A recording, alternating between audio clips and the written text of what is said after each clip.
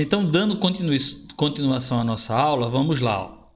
Princípio da conservação das cargas elétricas. Esse aqui é super fácil. Então, vamos lá comigo, tá bom? Então, o que ele diz aqui? Diz que num sistema eletricamente isolado, a soma algébrica, ou seja, era só questão de valores, das quantidades de cargas positivas e negativas é sempre a mesma, ou seja, constante. Então, observe o seguinte. Imagine aqui que nessa primeira situação, eu tenho aqui a quantidade de carga aqui, vamos supor que aqui fosse de 10. E nesse outro aqui, a quantidade aqui fosse de, vamos olhar aqui, 8. Beleza? Após fazer o processo de eletrização, olha o que acontece. Tanto o A como o B mudaram. Note que aparece um quelinho aqui. Então, vamos supor que aqui ficou com 9 e aqui também ficou com 9. Ou seja, se a gente pegar, vamos somar antes. Eu tenho 10 e tenho 8. Então, a soma me dá quanto? 18. E depois, eu tenho 9 e eu tenho 9. 9 mais 9 vai me dar quanto? 18. E aí, o que eu quero chamar para vocês, a atenção de vocês? Que a quantidade de carga de A mais a quantidade de cargas de B antes do processo de eletrização vai ser igual à quantidade de cargas de A depois mais a quantidade de cargas de B depois. Isso, galera, pode ser feito com 2, 3, 4, 5, 6, uma grande quantidade de cargas. Como é princípio, beleza, tem que valer, tá bom? Vamos lá. O que danado é um condutor, Bandeira, e o que danado é um isolante elétrico? Então, olha só. Condutor é aquele dispositivo que tem por característica facilitar que os elétrons livres se desloquem. Beleza? Enquanto que os isolantes, eles dificultam que os elétrons livres se desloquem. Condutores, nós temos como exemplo os fios metálicos, ou seja, os metais em si são bons condutores. O melhor condutor em condições naturais é o ouro.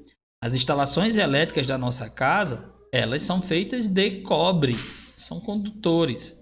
E o isolante, se você notar, o fio ele tem uma capinha de borracha.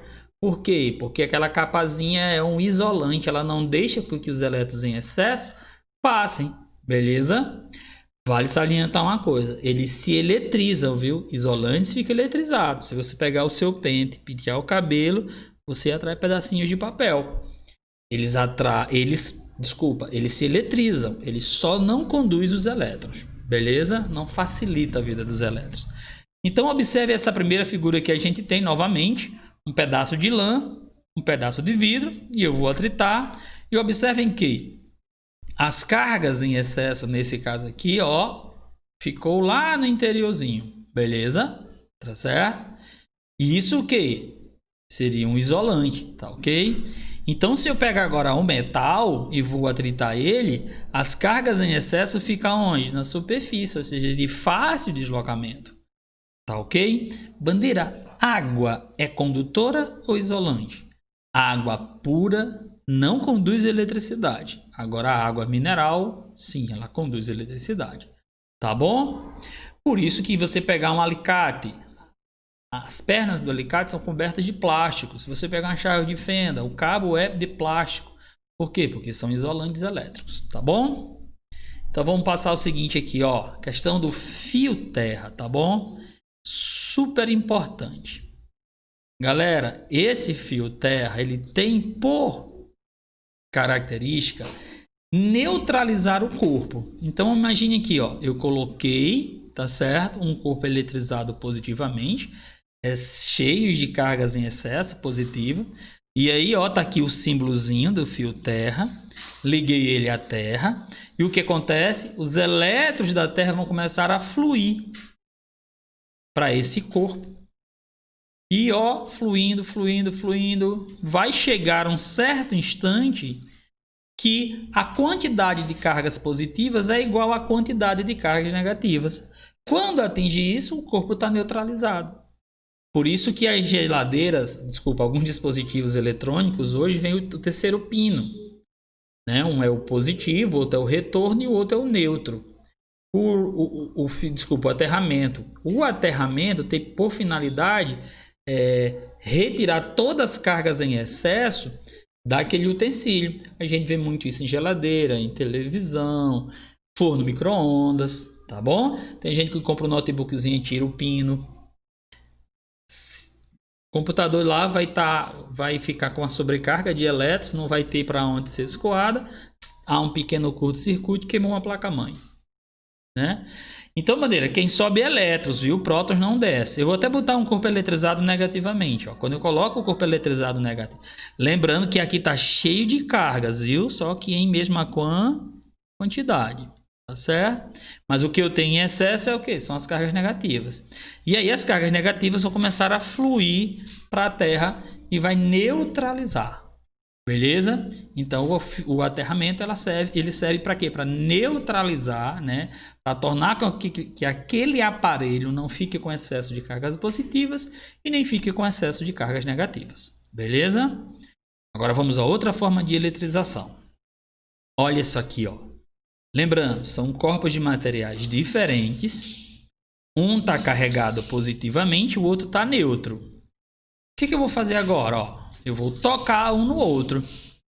E olha que interessante. Muitos alunos acham que vai passar as cargas positivas para cá. Cargas positivas não se deslocam. O que se desloca são elétrons. Então, os elétrons de B vão começar a fluir para A.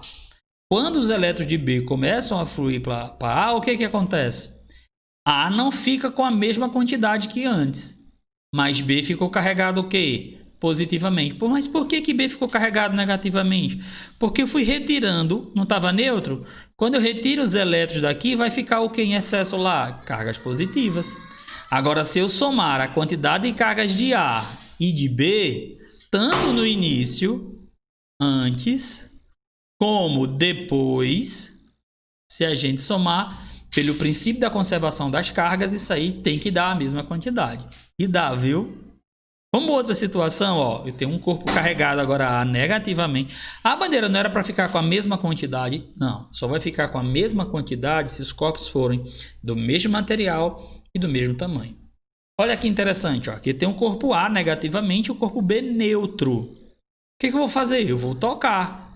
No instante que eu toco, o que acontece? Os elétrons de A agora vão começar a fluir, porque quem se desloca são os elétrons. E aí no final, o que eu tenho, ó?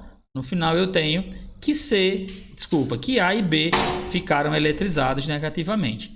Galera, uma observação.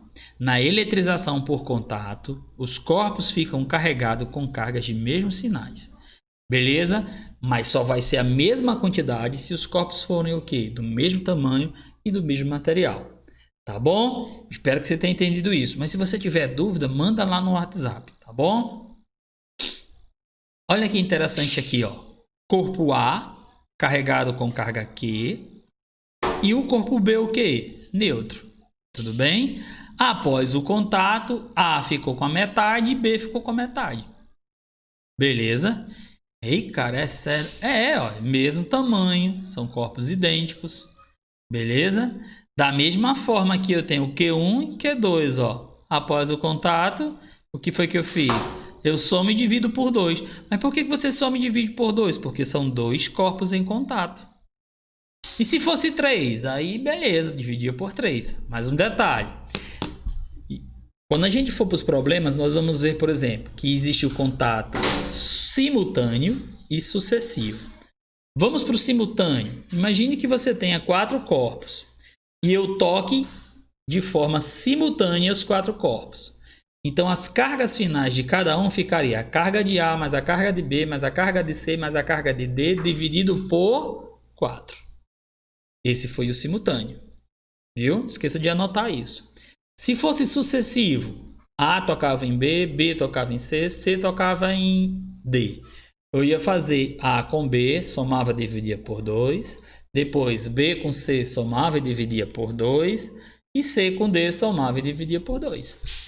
Beleza? Nos exercícios você vai entender isso aí bem mais claro, tá bom? Vamos adiante.